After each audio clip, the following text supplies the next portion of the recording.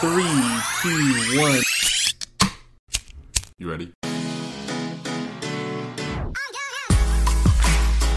You're listening to the Real Pineapple Podcast Network.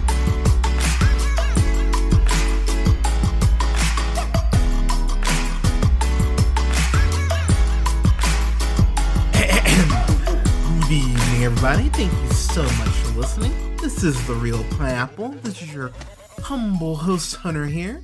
I've got a review here for a movie that I got a screener for that I went, well, okay, let's watch this. I'm curious.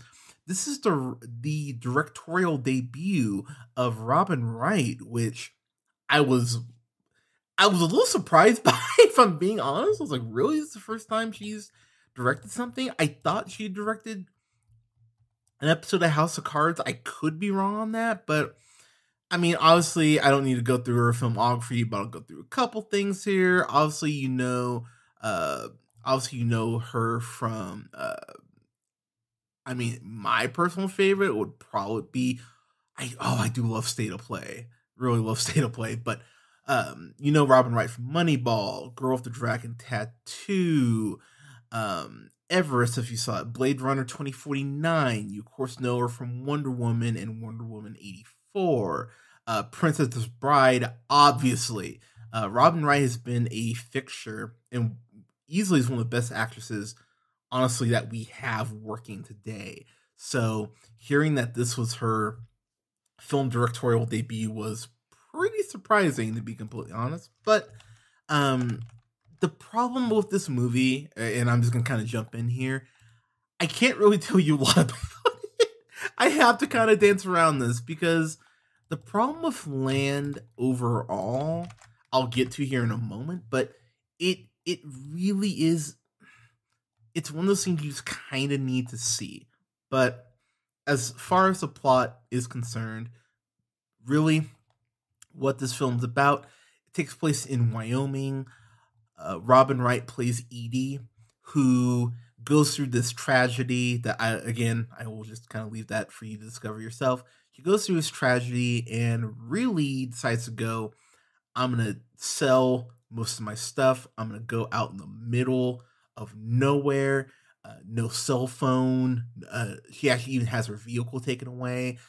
She's determined to go ahead and live in this shack, basically in the middle of nowhere by herself. And the thing that is interesting about this is that this film is essentially Castaway, but I'm inflicting it on myself. It really feels like Edee is out to punish herself, and if she happens to survive through nature and through these elements, then awesome. If she doesn't, then she doesn't really care, and you'll kind of see why that is as far as how the tragedy feels that once you watch the film. The biggest issue with this movie is that you've seen this movie before. You've just seen it done better. When I heard what the concept of the film was, I went, oh, this is Wild with Reese Witherspoon, which I will be the first to admit, I like this. I like Wild more than I like Land, just to put it out there. But that doesn't mean this is a bad film. Land is written by Jessica Chatham is what I'm going to go with. And then Aaron Dignam. Both of them, or Jesse at least, this is their their writing debut as far as a film. When it comes to Aaron Dignam, couple things here and there, but nothing really of substance. So really two unknown writers, and that right there for me, while the dialogue isn't bad and there's nothing wrong for me with the film, stronger writers, in my opinion, would have made this not just a great film, but it could have been a classic. It feels there are some parts where this just lags. Now, for me, myself watching it, I'll be the first to admit I was genuinely engaged through most of the film. There's no point where I was checking my watch or even looking at my phone. This movie had my attention the whole time. But I do think for more casual audiences who may not like these retrospective, one person gets the elements where you only have a couple characters that are introduced into the film. That might not be enough for people. So I will just put that out there now, as far as what kind of film you would be getting here. But for me, the biggest star of this film is this guy Bobby Burkowski, who's a cinematographer. He did an incredible job here, and this is one of those times where you look at the cinematographer and the director, and they are so in sync. Uh, Other films that he's worked on is John Stewart's debut, directorial debut in that film Rosewater, which, okay. He was the cinematographer on 99 Homes, that Andrew Garfield, Michael Shannon movie, which, if you have not seen, is an amazing movie. Looking else through here, he worked on, wow, some really random stuff. Shakes the Clown back in 1991. Boogeyman back in '05. Imperium with Daniel Radcliffe and Toni Collette in 2016. Tom and Huck, the Disney film. Saved, the Mandy Moore film, which I actually adore, in 2004. So yes, career is a bit all over the place, but the cinematography here is about as good as it can get for one of these films. I've been watching a lot of those nature documentaries, and the way that Wyoming is shot, some of the sweeping shots and some of the shots when winter kicks in and it really is Edee against the elements. It's so well shot. I have to give a lot of credit for that. So honestly, the cinematography alone, personally, I would say it's worth at least one watch through of this. There is a point, and I'm not spoiling anything here because the trailer gives us away, but there's a point where Edie meets this guy Miguel, who's played by Damien. I'm gonna say Mature. I haven't seen him before, really anything. Oh, he was in Hateful Eight. Actually, I do remember him from Hateful Eight. But I love the chemistry between Edie and Miguel. Miguel is this guy who comes along, happens to save her when this event occurs, and basically goes, "Hey, I'll teach you how to hunt. I'll teach you how to fish, and then I'm out." And it's where their stories end up, and that's all I'm gonna say, because again, I'm really going ahead and trying to dance around this, because I really do want people to take away from this film what they want to take away without any too much influence. Their relationship is very sweet, it's very pure.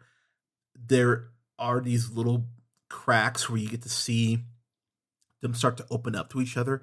I think their relationship is beautifully handled, and I was really happy that I got that. And the film kind of takes that turn around the halfway mark. So for me, if you are bored with just Edie doing her own thing, for me, when Miguel shows up, the film does pick up.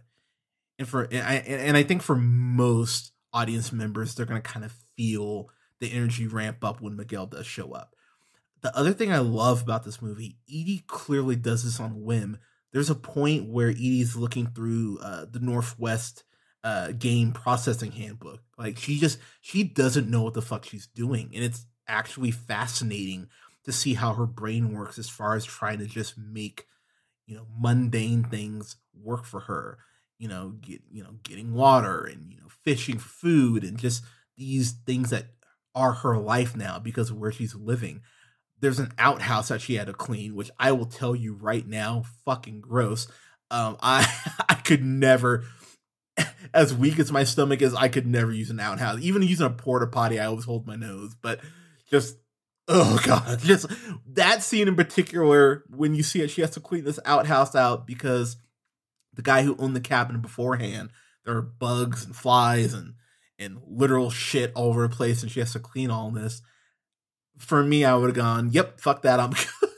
But hey, Edie's tougher than I am. But I love the way that she really is having to rough it. It shows you Edie going through making these changes and trying to work on herself and make this cabin the closest thing to home that she has. And the film really goes out of its way to show and portray that, which was personally something I think that the film really needed, and it endears you to Edie more. There's a scene in the trailer that I wish wasn't spoiled, but since it's in the trailer, I'm gonna spoil it. She goes to use the outhouse and a bear shows up. And I'll tell you right now, once that bear shows up and this bear does something that you just go, well, that fucking sucks. It it's really quite a bummer what this bear does, but I love that scene because it does really bring home the gravity of what Edie is trying to do.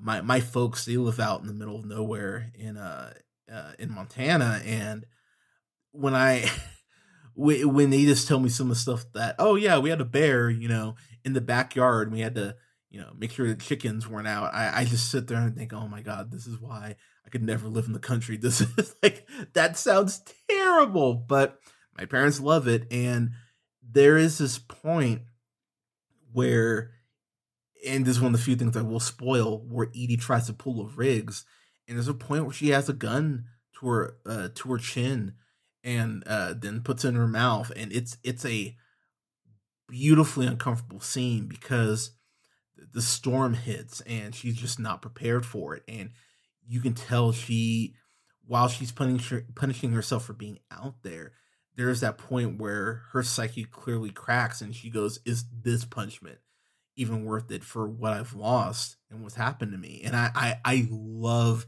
love, love that scene, and the way that Robin Wright shoots it. It feels very raw. It feels very uncomfortable. It feels very real.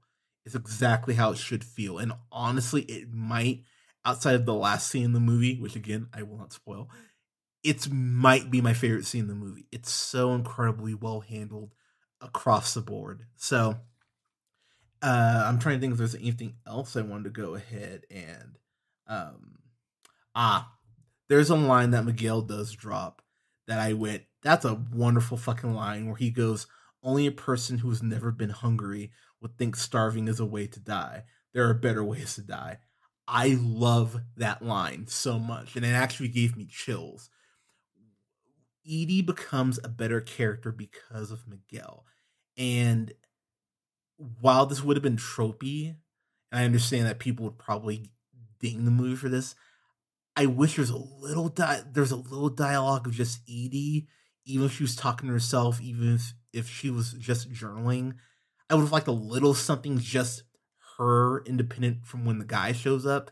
That's really my biggest complaint about this, outside of basically, it's wild, but just not as well executed. So yeah, those are really my only gripes. But getting to my final thoughts here, I really do believe this is something that's worth people's time. Robin Wright, if this is, and I'll say kind of what I said about Kathy Yin when it comes to Birds of Prey. If this is her floor, oh my god. Robin Wright, as I mentioned, she took over House of Cards after Kevin Spacey, being allegedly terrible. But Robin Wright has really been just not just a dependable actress, but one of the best actresses we have. She really is an incredible actress, and I'm happy she got something like this to get to show out and go ahead and kind of remind people, hey, I'm still here.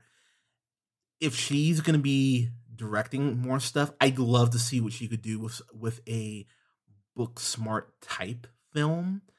I think she has a lot to actually give, not just to Hollywood as a whole, but to young females on the come up.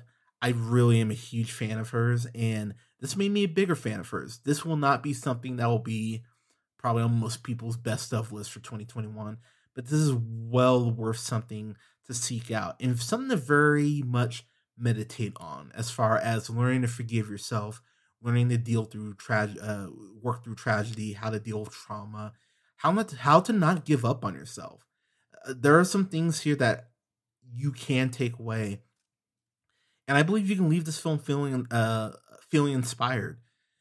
There's a lot here to enjoy. It's just not all great, and that's really its biggest fault. Is just not everything is great here. But again, I definitely didn't feel like I wasted my time. I don't want to say fun with this, but I definitely did enjoy this. So for me, I'm gonna give this a solid B. When this comes out, if you rent this, $5, $6, I think to rent. If I had seen this in a theater, assuming they were safe and open, but if I had seen this for, you know, like an early matinee, maybe like 2, 3 o'clock in the afternoon screening on Saturday, I would have gone, yeah, that was worth it. So, like I said, well worth your time for me, I would say. But yeah, I think this is actually available to rent now. So yeah, go rent this. This is something that I think people will enjoy, and that some people will be able to take things out of it that they really enjoy about it. So, but Land, have you all seen it? What do you think of it? Let us know in the comments below. You can go ahead and like our pages on Facebook at The Real Pineapple. That's REEL Pineapple, as well as Real Pineapple Games. I'm going to start streaming here on Twitch at twitch.tv/The Real Pineapple. I'm gonna be streaming Retromania Wrestling here at the end of the month. That'll be my first stream. I will keep all of you updated on that. So don't forget to like those pages so you can stay informed. You can also listen to us on SoundCloud, Apple and Google Podcasts, Podbean, Stitcher and iHeartRadio, Spotify, TuneUp, and Amazon Music at The Real Pineapple. Don't forget to like, share, and subscribe. Give us a rating. Let us know how we're doing. Let us know what stuff you'd like for us to review here in the future. And also, you can follow yours truly on the Twitter at JHunterRealPineapple. And you can follow Scott on Twitter at Nearman the First. Thank you so much for listening, everyone. The Black Cinema Showcase will pick up here in the next week or so, because right now I'm working on my my best of list, which is going to be live, the best of 2020. That review podcast will be up on the 15th at noon Eastern Standard Time. I am so excited to have that up for all of you, as well as some reviews coming up for Black Cinema Showcase, including Judas and the Black Messiah, Malcolm X, The Photograph, Last Black Man in San Francisco, Waves, and Watchmen, the TV series, just to name a few. As well, we'll have reviews coming up for Promising Young Woman, Minari, One Night in Miami, along with some other reviews. So everyone, stay tuned. Thank you so much for listening. We will talk to you all soon. You take care, stay safe, take care of each other. Check in on your friends, please. I know we're going through a pandemic, but please check in on your friends, make sure they're okay, and don't forget to wear a mask, and we'll talk to you soon.